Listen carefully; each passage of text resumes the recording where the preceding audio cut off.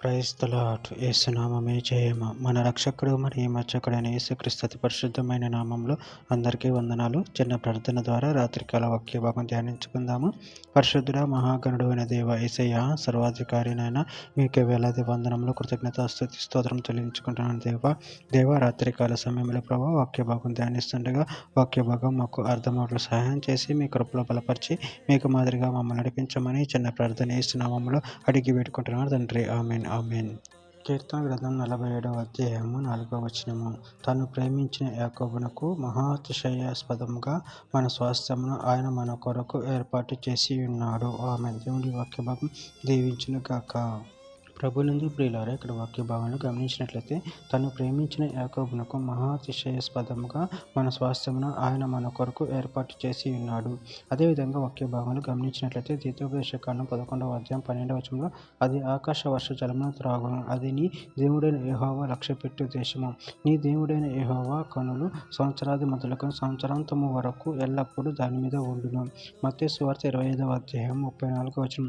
అప్పుడు రాజు తన కుడివైపున ఉన్న వారిని చూచి, నా తండ్రి చేత ఆశీర్వదింపబడిన వారులారా రండి, లోకము పుట్టినది మొదలుకొని మీ కొరకు సిద్ధపరచబడిన రాజ్యమును స్వతంత్రించుకొనుడి. పేతురు రాసిన మొదటి పత్రిక 1వ అధ్యాయం 4వ వచనం. మృతుల నుండి యేసుక్రీస్తు తిరిగి లేచుట వలన జీవంతో కూడిన నిరీక్షణ మనకు కలుగునట్లు, అనగా అక్షయమైనది, నిర్మలమైనది, వాడబారినది అయిన స్వాస్థ్యము మనకు కలుగునట్లు ఆయన తన విశేష కనికరం చొప్పున మనను మరల జన్మింప చేసెను. యెషయా గ్రంథం 60వ అధ్యాయం 15వ వచనం. నువ్వు విసర్జింపబడుటను బట్టి ద్వేషింపబడుటను బట్టి ఎవడు నీ మార్గమును దాటిపోవటలేదు. నిన్ను శాశ్వత శోభాతిశయముగాను బహుతరములకు సంతోషకరముగాను చేసేదను. ద్వితీయోపదేశకాండం 33వ అధ్యాయం 3వ వచనం. ఆయన జనములను ప్రేమించును, ఆయన తన పరిశుద్ధులందరూ నీ వశమున నుందురు, వారు నీ పాదముల యొద్ద సాగిలపడుదురు, నీ ఉపదేశమును అంగీకరింతురు. ఎఫెసీయులకు రాసిన పత్రిక 2వ అధ్యాయం 4వ వచనం. ఆయనను దేవుడు కరుణా సంపన్నుడైండి, మనము మన అపరాధముల చేత సచ్చిన వారమై ఉండినప్పుడు సహితము మన ఎడల చూపిన తన మహాప్రేమ చేత మనను క్రీస్తుతో కూడా బ్రతికించెను. చివరిగా ఒక మాట. యోహాను రాసిన మొదటి పత్రిక 4వ అధ్యాయం 9వ వచనం.